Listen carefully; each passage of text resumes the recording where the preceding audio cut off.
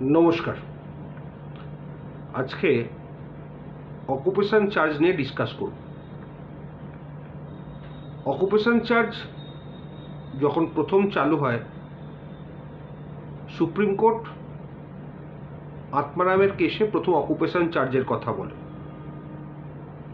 তখন যে সিস্টেমটা ছিল যে অ্যাপিলে যদি কেউ স্টে চায়, ল্যান্ডলর্ড টেনেন্টের মামলায় ল্যান্ডলর্ড জিতে গেছে, টেনেন্ট অ্যাপিল করেছেন এবং অ্যাপিলে স্টে চেয়েছেন, তখন আত্মারামের জাজমেন্টে সুপ্রিম কোর্ট বলে দিল স্টে চাইতে গেলে তাকে অকুপেশন চার্জ দিতে হবে। অকুপেশন চার্জ বলতে বোঝাচ্ছে যে মার্কেট রেট অনুযায়ী যা ভাড়া হওয়া উচিত সেটা কোর্ট ডিসাইড করে সেটা ফিক্সড করবে এবং সেটাই টেনেন্টকে দিতে হবে যদি ডিগ্রিটা স্টে চাওয়া হয়। আর টেনেন্ট যদি দিতে না পারে তাহলে এক্সিকিউশনের অর্ডার হবে, বেলিফ এবং পুলিশ গিয়ে জায়গা দখল করে ল্যান্ডলর্ডের হাতে সমর্পণ করবে। এই এক্সিকিউশন কেসের সময় যদি স্টে না চাওয়া হয় তাহলে অকুপেশন চার্জ দেওয়ার দরকার নেই। অকুপেশন চার্জ দিতে হয় যদি কোনো ভ্যালিড ডিগ্রিকে স্টে করতে গেলেই তখনই অকুপেশন চার্জটা দিতে হয়। অনেক ক্ষেত্রে অকুপেশন চার্জটা কোর্টে জমা দিতে বলে বা অনেক সময় বলা হয় যে ল্যান্ডলর্ডদের হাতে জমা দিতে। কিন্তু ল্যান্ডলর্ডদের হাতে জমা দিলে একটাই অসুবিধে, সেক্ষেত্রে হয় কি, যদি অ্যাপিলটা জিতে যায় টেনেন্ট, তাহলে কিন্তু ল্যান্ডলর্ডদের কাছ থেকে সেই টাকাটা উদ্ধার করা খুব শক্ত। সবসময় টেনেন্টের উচিত যে কোর্টকে বলা যে কোর্টেই জমা থাক এবং ল্যান্ডলর্ড তুলতে তখনই পারবে subject to result of the appeal. অ্যাপিলে যদি টেনেন্ট জিতে যায় তখন কিন্তু অকুপেশন চার্জটা আবার রিভার্ট ব্যাক হয়, টেনেন্টের কাছে ফিরে যাবে। আর যদি হেরে যায় অ্যাপিলে তাহলে ল্যান্ডলর্ডের কাছেই সেটা থাকবে। পরবর্তীকালে দেখা গেল অনারেবল হাইকোর্টের একটা জাজমেন্ট আছে, সেখানে বলছে শুধুমাত্র কন্টেস্টেড ডিগ্রি নয়, যদি কোনো এক্সপার্টি ডিগ্রিও হয়ে থাকে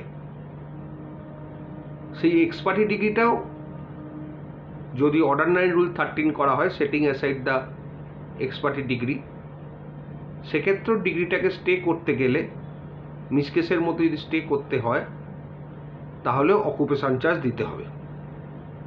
আগে যেটা ছিল না, আগে শুধুমাত্র অ্যাপিলের ক্ষেত্রে ছিল, মিসকেসের ক্ষেত্রে কিন্তু সেই সময় অকুপেশন চার্জ দেওয়ার প্রভিশন ছিল না।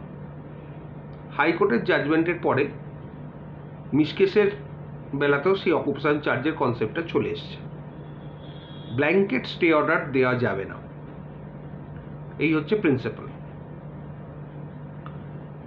যতই ডিগ্রিটা এক্সপার্টি হোক বা সমন সার্ভিস না করে হোক বা বিভিন্ন কারণে এক্সপার্টি হোক, ডিগ্রি একবার বেরিয়ে গেলে সেই ডিগ্রিকে দুরকমভাবে হয়, এক্সপায়ার্ড ডিগ্রিটাকে অ্যাপিলেও চ্যালেঞ্জ করা যায় অথবা মিস কেস অর্ডিনারি রুল 13 করে চ্যালেঞ্জ করা যায়। তবে আমি বলবো অ্যাপিলের থেকে অর্ডিনারি রুল 13 করা সব থেকে বেটার, সেটা করাই ভালো। তাতে স্কোপ থাকে অনেক। কেমন, ধরুন অর্ডিনারি রুল 13 যদি রিজেক্টও হয় তার এগেনস্টে আপনি হাইকোর্টে যাওয়ার স্কোপ পাবেন।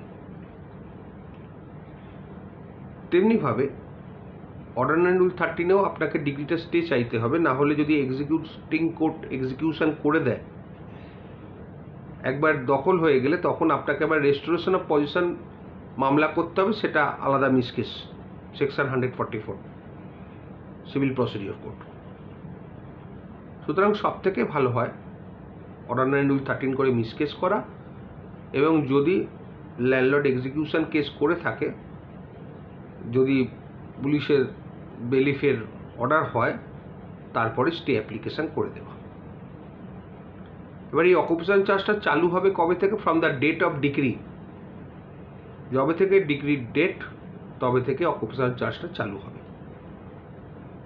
সেটা কোর্ট অর্ডার করবে as per market rate, court যেটা মনে করবে সেটাই।